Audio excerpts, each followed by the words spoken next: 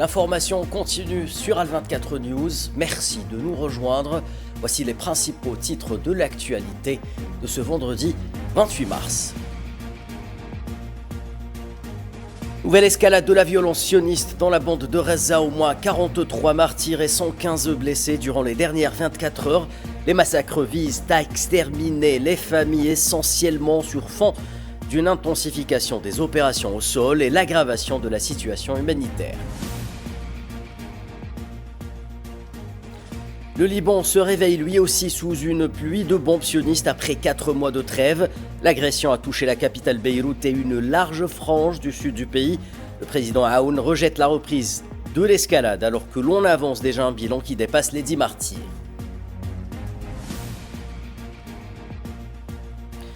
En République démocratique du Congo, pas ou peu d'avancées, la situation sécuritaire du pays se dégrade, ouvrant la voie à une crise alimentaire qui menace près de 30 millions de personnes.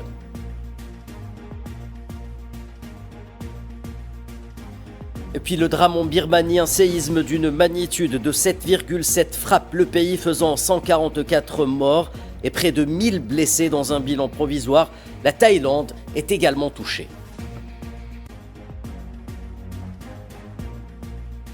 Mesdames, Messieurs, bonsoir. Une journée de plus particulièrement meurtrière que viennent de vivre les Palestiniens dans la bande de Gaza, un génocide qui se poursuit pour le 18e mois et qui a fait jusque-là un bilan de 50 251 martyrs et 114 025 blessés. 43 martyrs et 115 blessés ont été signalés durant les dernières 24 heures. Depuis le 18 mars, date à laquelle l'agression sioniste contre Gaza a repris à la suite de la violation du cessez-le-feu, l'on compte pas moins de 896 martyrs et 1984 blessés, selon les autorités sanitaires de Gaza, ce alors qu'un grand nombre de corps de victimes est toujours pris au piège sous les décombres.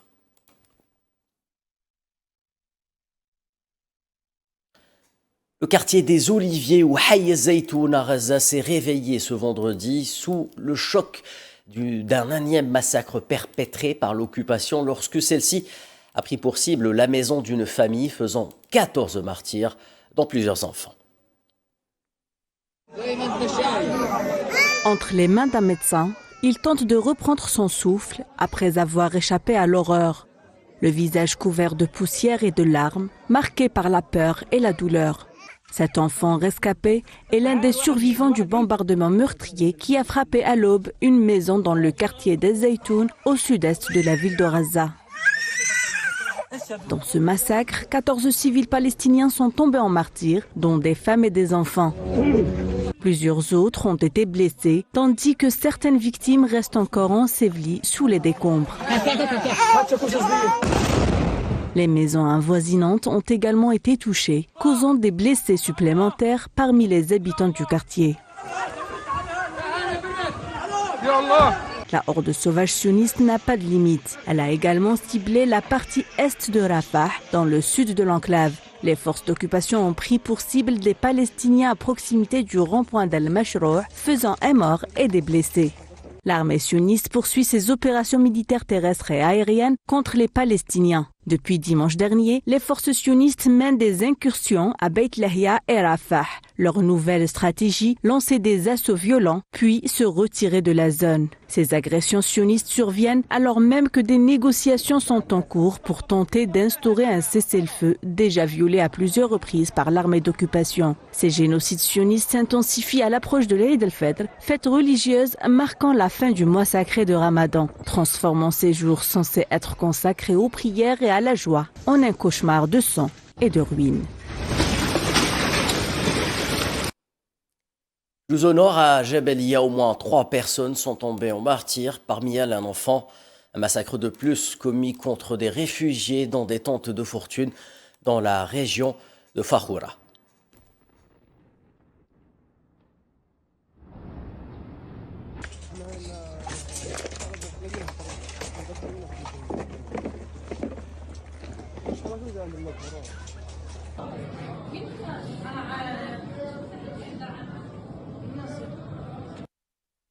La région de Mawassi à Khan Younes a été le théâtre de plusieurs bombardements ce vendredi, dont celui ayant ciblé un véhicule avec des civils à son bord. Bilan, au moins 3 martyrs et des blessés. Certains ont été identifiés.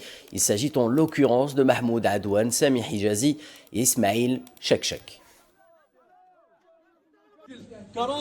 كل مسلم عربي في قطاع في العالم كله. ماذا اقول امام ابني؟ ماذا اقول امام هذا الحافظ لكتاب الله؟ هذا الحافظ لكتاب الله. Il a appris par cœur le Coran. Il tombe en martyr un vendredi, en plein mois de Ramadan. Quelle fierté pour moi. Il est pour moi le meilleur d'entre nous. Elhamdulillah, j'en suis satisfait, très satisfait. Tu es un martyr chez Dieu Tout-Puissant. Tu ne m'as jamais, ne serait-ce qu'offusqué. Que la miséricorde de Dieu soit sur toi. Et c'est bien dans cette ambiance de mort, vous l'imaginez bien, que Gaza attend l'Aïd al-Fitr, son joie réelle. Après un mois difficile de jeûne, les esprits chez les familles palestiniennes sont ailleurs, tant le poids du sacrifice est déjà très lourd. Alors que les musulmans du monde entier se préparent pour l'Aïd al-Fitr, marquant la fin du mois sacré du Ramadan, Gaza, elle sombre dans l'oubli et la solitude. C'est tout naturellement qu'une famille de Khan Younes confie ne pas être d'humeur à célébrer cette fête après que plusieurs membres aient été tués par l'entité sioniste et la destruction de sa maison après 17 mois de génocide. Amani Awad, 30 ans, déclare que l'ambiance de l'Aïd est absente cette année. Les célébrations sont pour ceux qui vivent alors qu'ils ont l'impression de ne plus avoir de vie, des images qui en disent long sur la souffrance des Palestiniens. Il n'y a pas d'Aïd. Quel Aïd? Un Aïd pour le sang de ceux qui meurent, ou pour les vidéos que nous regardons et qui nous font pleurer toute la nuit, et pour notre état d'esprit. Nous sommes tous ici à attendre la mort. Qui à Gaza n'attend pas la mort? Comment célébrer? Comment célébrer? Beaucoup de gens autour de nous ont été tués. Un cri de douleur poussé par Amani, qui dit pendant que le monde arabe et islamique se prépare à l'Aïd al-Fitr à Gaza, la joie de cette célébration laisse place à la tristesse. Ceux qui venaient me voir pendant l'Aïd sont tous morts. Mes tantes qui m'appelaient pour nous souhaiter un joyeux Aïd sont mortes. Il ne reste plus personne. Il n'y a pas d'ambiance de l'Aïd, pas de joie. À qui est destiné l'Aïd? À qui? Entouré de décombres et de destruction dans son quartier, Saad Abu Ubaid se souvient des précédentes festivités de l'Aïd, de la préparation des gâteaux, des réunions de famille et de l'achat de nouveaux vêtements pour ses enfants. Nous voulions acheter des choses pour les enfants, vivre l'ambiance de l'Aïd comme les années précédentes. Nous achetions des vêtements pour nos enfants, nous faisions des mamouls, des gâteaux, des biscuits, etc. Aujourd'hui, il n'y a plus rien. À la suite d'une véritable famine et de conditions humanitaires catastrophiques, les habitants de la bande de Gaza vivant au milieu des décombres accueillent l'Aïd al-Fitr en pleine guerre génocidaire. Les bombardements incessants sur Gaza jettent une ombre sur les festivités. De quel Aïd parle-t-on lorsque 6% de la population de Gaza disparaît sous les bombes en quelques mois? Et les Nations Unies affirment de leur côté que la situation à Gaza se dégrade rapidement. Stéphane Dujarric, porte-parole du secrétaire général des Nations Unies, a fourni des informations actualisées sur Gaza, déclarant que les hostilités s'intensifiaient toujours, tuant et blessant des personnes, limitant gravement la capacité des travailleurs humanitaires à fournir une aide vitale. À noter qu'une session à huis clos du Conseil de sécurité consacré à la situation humanitaire à Gaza se tient ce vendredi à la demande de l'Algérie, la France et la Grande-Bretagne.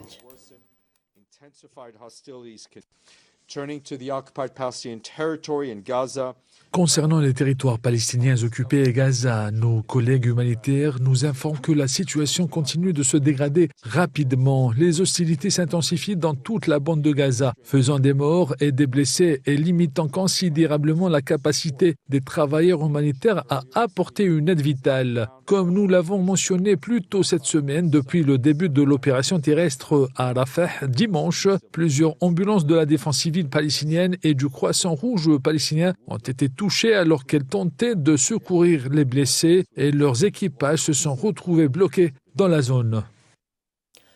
Et dans le sillage des déclarations de Dujarric, le chef de l'agence de l'ONU pour les réfugiés palestiniens UNRWA, Philippe Lazzarini, s'est alarmé face à l'augmentation de la faim dans la bande de Gaza, où aucune aide humanitaire n'est entrée depuis 3 semaines, appelant l'occupationniste à cesser ses bombardements pour permettre un flux normal d'aide humanitaire dans l'enclave palestinienne.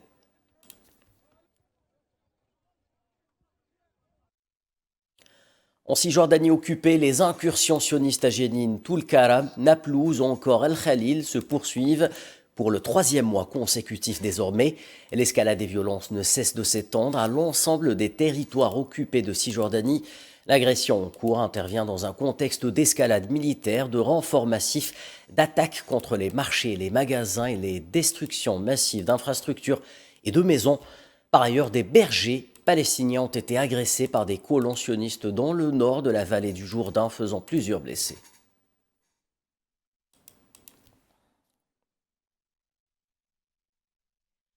Et du côté d'Al-Quds, ils étaient pas moins de 75 000 fidèles musulmans à avoir bravé l'ensemble des obstacles dressés sur leur chemin par les forces sionistes pour se rendre à la mosquée Al-Aqsa à l'occasion de la prière du dernier vendredi du mois du Ramadan.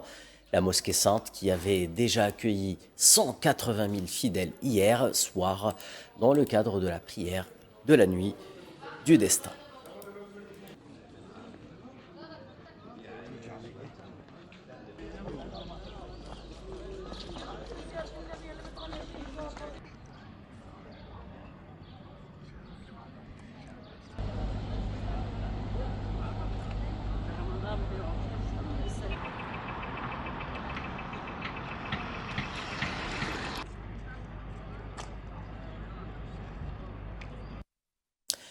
Les Palestiniens commémorent dimanche prochain le 49e anniversaire de la Journée de la Terre sur fond de poursuite de l'agression génocidaire sioniste contre la bande de Gaza et les violations atroces dans plusieurs zones de la Cisjordanie occupée. Une occasion qui incarne comme jamais l'attachement viscéral du peuple palestinien à sa terre en vue d'arracher ses droits légitimes et d'accéder à l'indépendance. Pour la 2e année consécutive, les Palestiniens ont célébré la Journée de la Terre dans un contexte tragique marqué par le génocide en cours à Gaza, où au moins 50 000 Palestiniens sont tombés en martyrs et des milliers d'autres ont été blessés. Cette commémoration, qui symbolise depuis 1976 la lutte contre la confiscation des terres par l'entité sioniste, prend aujourd'hui une résonance particulière. Elle s'inscrit dans un cycle de résilience du peuple palestinien. La situation à Gaza est indescriptible. Depuis plus de 17 mois, les Palestiniens documentent leur propre mort, pendant que les puissances occidentales continuent d'armer l'entité sioniste. Par ailleurs, les projets du président américain pour Gaza reflètent cette complicité dans ce qui est sans doute l'épuration ethnique la plus documentée de l'histoire de l'humanité. La Journée de la Terre de 2025 est bien plus qu'une simple journée de commémoration. Elle incarne la résistance des Palestiniens face à l'effacement systématique de leur identité et à la confiscation permanente de leurs terres, à Gaza ou en Cisjordanie occupée, où les nouvelles colonies émergent chaque jour, et ce, en contradiction totale avec le droit international. La politique d'expansion des colonies sionistes constitue l'un des principaux moteurs de l'épuration ethnique à laquelle est confronté le peuple palestinien, qui s'inscrit dans une stratégie de déni de toute existence nationale palestinienne, tant sur le plan territorial que culturel. Chaque jour, des terres palestiniennes sont illégalement confisquées pour permettre la construction de nouvelles colonies, étendant ainsi la domination sioniste sur des territoires historiques palestiniens. Cette colonisation forcée, soutenue par des politiques répressives et des actes de violence systématiques, a pour objectif de fragmenter le territoire et d'éroder davantage l'identité palestinienne. Les habitants palestiniens sont expulsés de leurs terres, privant des générations de la possibilité de vivre en paix et de préserver leur patrimoine.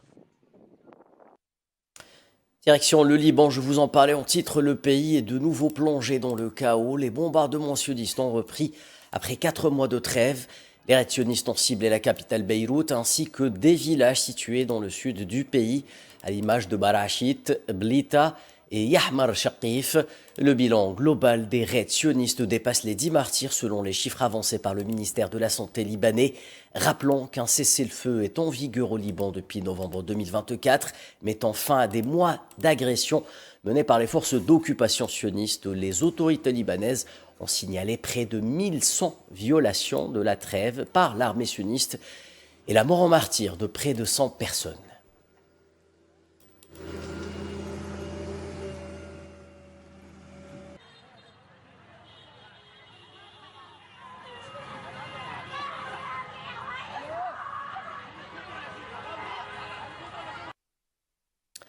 En déplacement en France, le président libanais Joseph Aoun a condamné les attaques de l'entité sioniste contre son pays. Aoun affirme que le Liban rejette toute tentative suspecte et malveillante de ramener le pays au cycle de la violence.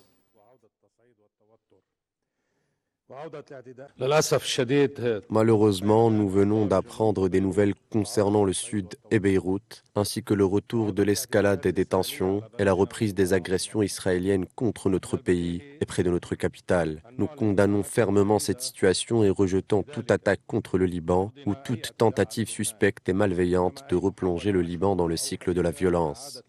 Plus important encore, ce qui se passe renforce notre détermination et notre engagement à reconstruire notre pays et notre armée et à étendre notre contrôle sur l'ensemble de notre territoire afin de protéger le Liban et son peuple. Dans l'actualité africaine, zoom sur la situation en RDC qui se tend de nouveau à la fois sur le plan sécuritaire et humanitaire. Le Conseil de sécurité des Nations Unies s'est réuni hier pour entendre la chef de la MONUSCO au moment où le pays glisse doucement mais sûrement vers une crise alimentaire. La situation sécuritaire en République démocratique du Congo continue de se détériorer, avec des conséquences dramatiques pour les populations locales. Le groupe armé M23, qui a repris de l'ampleur ces dernières semaines, contrôle désormais de vastes zones dans l'est du pays, particulièrement dans les provinces du Nord et Sud Kivu. Leur avancée ne montre aucun signe de ralentissement. L'ONU et des organisations humanitaires redoutent qu'ils ne cherchent à étendre leur domination vers les provinces de la Chopo et du Maniema. Malgré d'importants efforts régionaux et internationaux, le cessez-le-feu immédiat et inconditionnel demandé par la communauté de l'Afrique de l'Est, la communauté de développement de l'Afrique australe, l'Union africaine, la résolution 2773 du Conseil de sécurité et plus récemment sous les auspices du Qatar ne s'est pas encore concrétisé. Exacerbée par la violence persistante des groupes armés et une instabilité croissante, des millions de Congolais se retrouvent dans une situation de précarité alimentaire extrême. Les données montrent que 27,7 millions de personnes en RDC sont confrontées à une insécurité alimentaire aiguë. Il s'agit d'un niveau sans précédent. Il s'agit du niveau le plus élevé jamais enregistré dans le pays.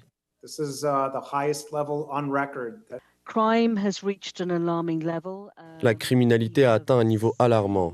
Nous avons constaté que l'insécurité paralyse l'économie locale et comme l'a mentionné Jean Martin, les banques et les magasins sont fermés, ce qui a eu des répercussions considérables sur la population locale qui vit elle aussi dans un climat de peur et d'incertitude profonde.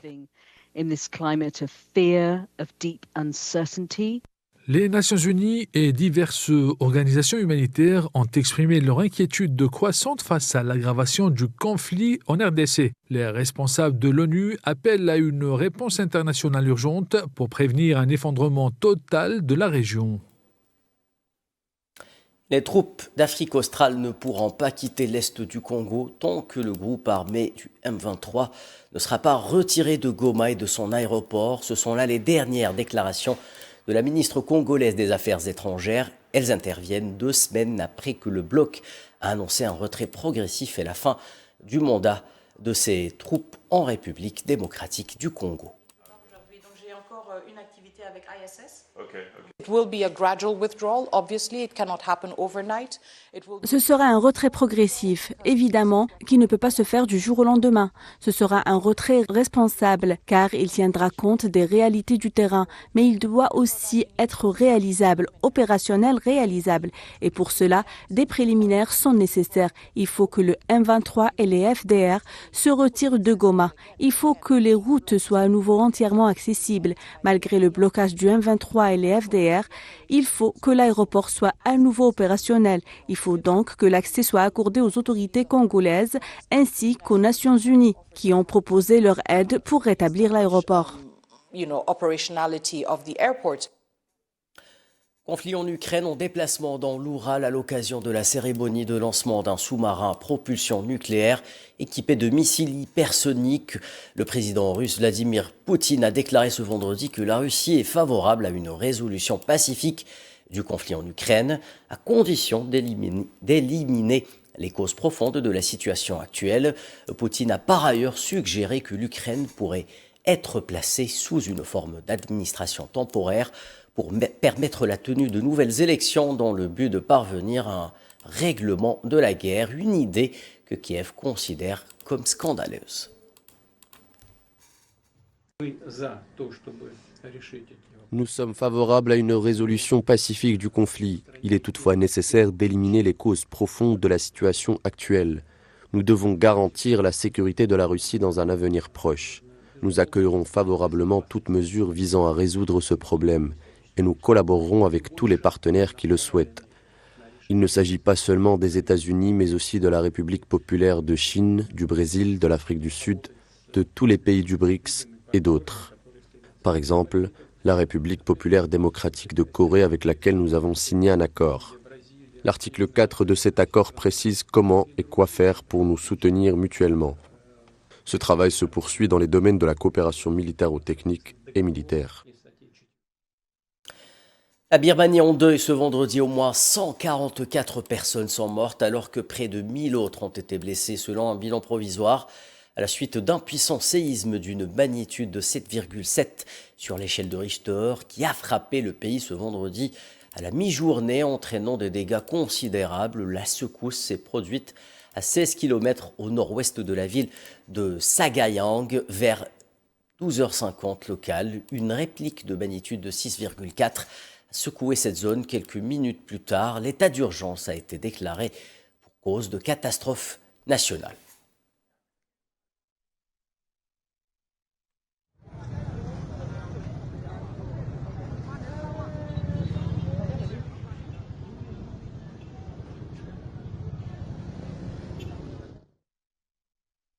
Une catastrophe nationale aux conséquences transnationales puisque les secousses ont été ressenties en Thaïlande où un immeuble de 30 étages en construction s'est effondré à Bangkok, faisant 3 morts et piégeant sous les décombres des dizaines de personnes. La capitale de la Thaïlande a été déclarée zone sinistrée selon la mairie de Bangkok. De son côté, le ministre thaïlandais de la Défense a déclaré que les sauveteurs recherchaient 81 personnes coincées sous les décombres.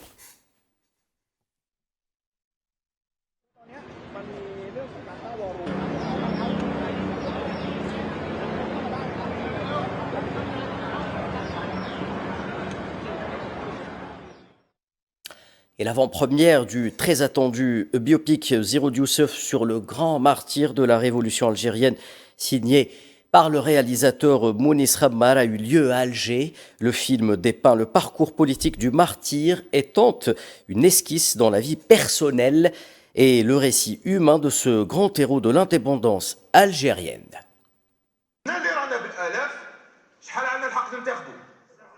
Après l'Arbi Ben Mehdi, Krim Belkacem, Lotfi et Ben Boulaïd, un autre héros de la révolution algérienne est porté au grand écran. D'une durée de 2h30, un long métrage réalisé par Mounis Rammar intitulé Zero Youssef sur un scénario d'Ahsan Tlilani a été projeté cette semaine à l'Opéra d'Alger, Boualem Bessaïh, avec une présence de nombreuses personnalités nationales.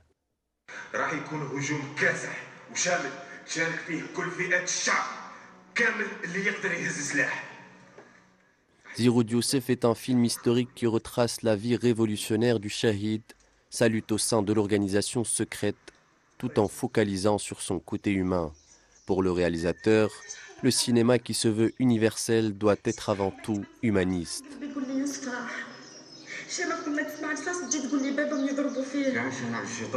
L'approche dans le film était une approche plutôt universelle. Universelle dans le sens où on voulait présenter Shahid, bien sûr, dans le cadre de sa lutte, dans le cadre de tous les événements historiques majeurs qu'il a organisés et qu'il a provoqués, mais tout en mettant la lumière sur l'aspect, sur l'homme, sur Zeroud Youssef, le père, sur Zeroud Youssef, le fils, le mari. Pour moi, la dimension universelle, ça veut dire que quand on s'adresse à l'humanité, on doit mettre en avant l'humain. Et pour moi, quand je l'ai dit à la fin du film, c'est ça qui est magnifique dans la révolution algérienne et qui fait que c'est une révolution exceptionnelle et unique, parce que dans l'histoire moderne, c'est la seule révolution qui a réussi et qui a abouti à la libération de notre grand pays. Ahsan Tlilani, le scénariste du film, affirme que ce long métrage est un véritable travail de mémoire qui évoque le sacrifice de nos héros.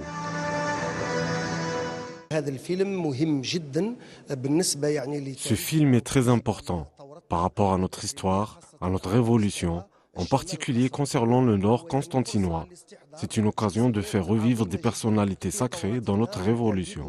Didouche Mourad, Larbi Ben Mehdi, Ben Tobal, Ali Kafi, Amr Ben Aouda et bien d'autres.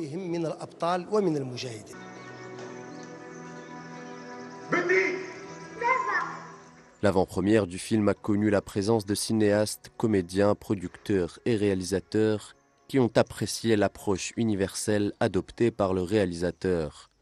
On a vu comment, là où il a réussi, à mon avis, Mounès Khamma, le réalisateur de ce film, c'est qu'il a placé un petit peu la caméra à hauteur d'homme. Et c'est ce qu'il a dit à la fin de ce film, c'est que ce sont des histoires, ce sont des hommes qui n'étaient pas prédestinés à des histoires exceptionnelles. Ce sont des pères de famille qui sont des époux, des frères. Ils ont réussi des miracles. C'est ça le miracle, en fait. C'est ça ce qui fait la beauté des choses et ce qui rend la chose plus exceptionnelle. Le film Zeroud Youssef, qui narre l'histoire d'un grand dirigeant de la guerre de libération nationale, sera bientôt projeté dans les salles en Algérie. C'est la fin de ce journal. Tout de suite, l'échiquier international présenté par Leïla Guertal.